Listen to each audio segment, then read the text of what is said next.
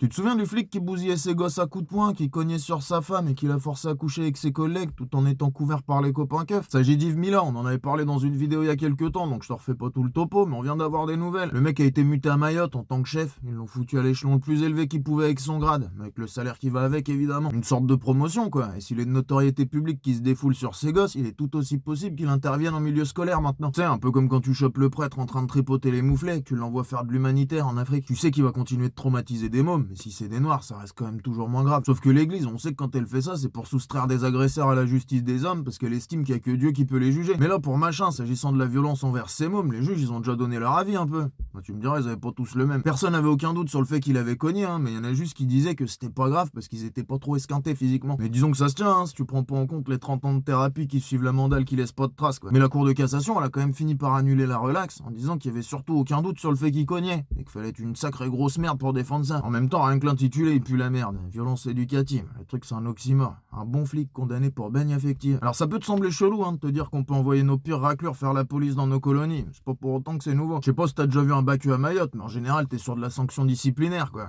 C'est ceux qui tapent trop fort à Marseille. Mais t'inquiète, hein, on fait pareil avec les docs qui ont plus le droit d'exercer. Les mecs, ils peuvent pas prescrire un Doliprane ici, on les envoie là-bas soigner le choléra. Bref, rien de nouveau dans la démarche, hein, mais c'est vrai que ça fait quand même toujours un peu chelou de voir à quel point c'est assumé. Des flics ouvertement brutaux, ouvertement couverts par des collègues puissants, à savoir des types comme Varley, le boss d'une police, et ouvertement mutés dans les colonies comme si de rien n'était, pour aller prendre les postes de pouvoir qu'on veut surtout pas filer aux colonisés. Ah, je veux dire, on a bien compris, Mayotte c'est pour la France, c'est à la France. Mais je suis pas sûr qu'on puisse s'essuyer les pieds dessus encore longtemps sans prendre un coup de chombo. Quant à toi, si tu regardes ça de loin sans broncher, viens pas jouer les heurtés quand tu vas prendre des éclaboussures, parce que ça sera sûrement pas volé. À un moment, si on fait encore ça aujourd'hui, c'est parce qu'il y a des gens pour accepter ça aujourd'hui. Il y a des balaves qui vont pas se refermer toutes seules, et si tu fais le choix de les multiplier ou de les laisser pourrir, viens pas te plaindre quand tu vas choper une septicémie.